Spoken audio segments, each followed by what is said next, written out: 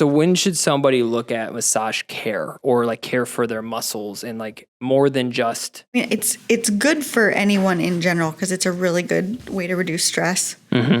And it can help with things like insomnia. If you reduce your stress level, you're going to sleep better. I've had people come in who are like, yeah, I sleep like 4 hours a night, sleep well at all. And then after their first massage, they're like 8, 9 hours last night.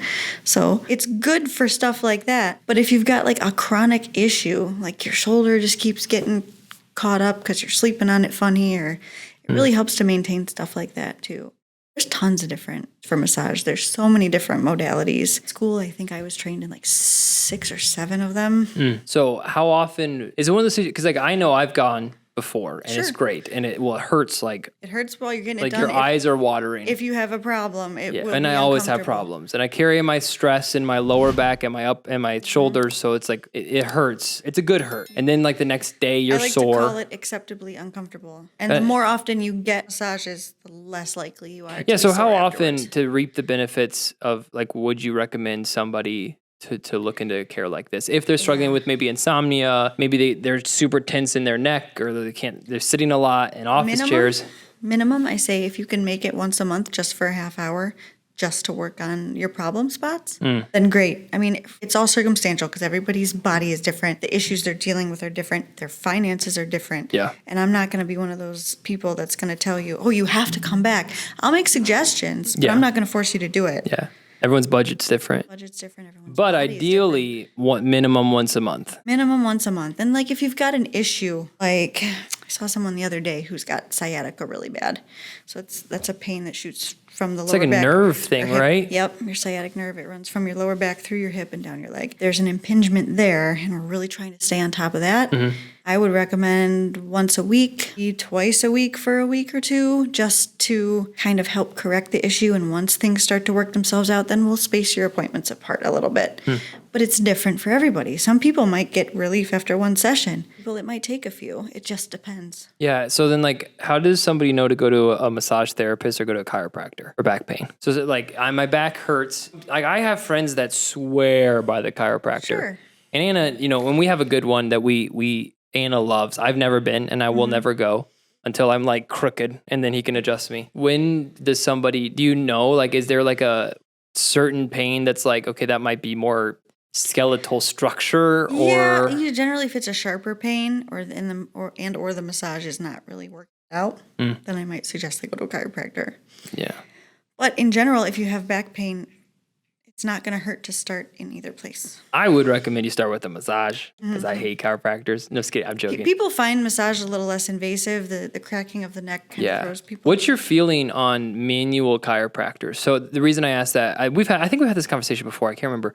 I have a client who's a chiropractor in Howell, and he only uses like called an abdicator, or like it's a tool. And he's like, if you have a chiropractor that uses their hands, run, because they're not good. See, that I really can't speak on. And so we have both. And we've seen both too. Yeah. And we have a chiropractor now that does both, and it seems to work very well. But it is scary. I know I watched Anna get adjusted once, and the guy had Anna's head in his hand, and she's like, I'm like, I feel like I see you kill somebody. Right. Like it's terrifying to me. I know 2 different people who have actually had strokes from rough neck adjustments. Should I sell them Aflac? Maybe. Yeah. Well, you've 2 Yeah. people that have had strokes because of rough adjustments. It just goes back to what you're saying. Different chiropractors. Be choosy on your chiropractor. Yeah. Yeah. I need to get a chiropractor in here because that would be interesting to tell. I know a few. I do. Yeah, I do too. Do you know Dr. Joe? Yeah, we love Dr. Joe. He's a lovable man. I used to work with Dr. Joe. Did you actually? Back in the day. Yes. Yeah. I'm not going to say where, but yes. Yeah. Back in the day. He's a very nice guy. Yeah, he's a great guy. Anna loves them. And he's been right growing down the crazy street too. from my old office, his office. I haven't Achieve. been inside, but it's beautiful. Oh, inside's great too. They're great. So it is scary. I don't know. Where he could work with you and help calm your anxiety. Oh, no. Or you can come to me and get an acupuncture session first to calm your anxiety and then get adjusted. So scary. No, it's cool. I do think what you're doing with acupuncture is awesome. It's just like, I hope when you're ready to go, I'm sure it'll be on your website and everything else, and you'll be promoting it a lot. Yeah. Can you do an acupuncture session while I'm doing massage? Another session? The general consensus is no, for a couple reasons. When I'm giving massage, and I'm under my massage therapy, under that license and under that liability insurance.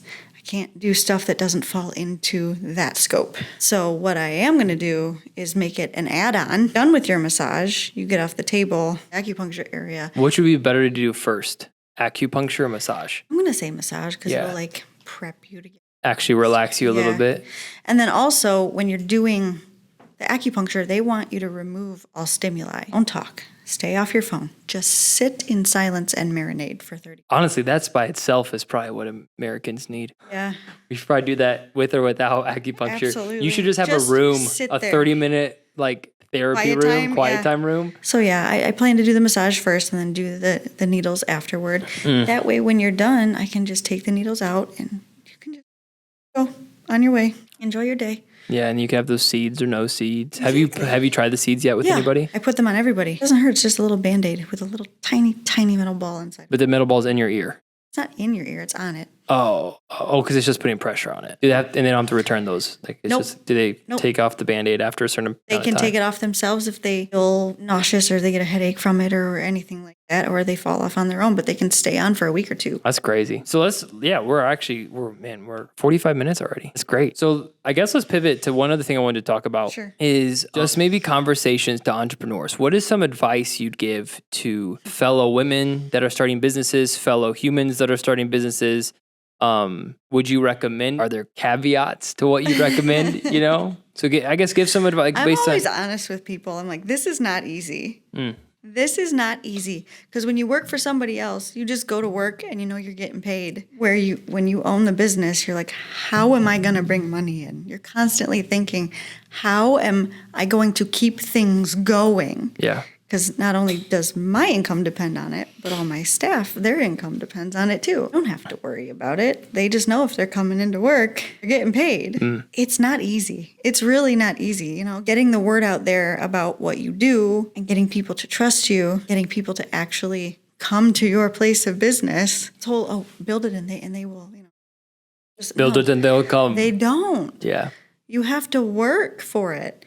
Networking has been huge. That's one thing I would recommend. Network the hell out of it. I mean, print ads are cool, but networking. Oh, for sure. Building those relationships. That's how we met. Yeah. But building those relationships with people, that's what's going to get more people in the door because then they tell their family, then they tell their friends, and it just snowballs. Yeah. How important has repeat clients been in your business? Huge. So experience is key. I mean, in your line of business, if you don't deliver a top-notch experience, they're not coming back. And that's what percentage of your revenue would you say is existing clientele versus new clientele on like a monthly basis? No, I'm asking good questions. Yeah, you are. I mean, I could tell you just this past week, I had 2 first-time clients. Everybody else was out there, all repeats. And that's probably true of the rest of the staff as a whole, I'd guess, too. Yeah. I mean, it just shows, it's a good lesson for business, right? When you give someone a good experience, they're going to come back and... Even if they don't come back right away.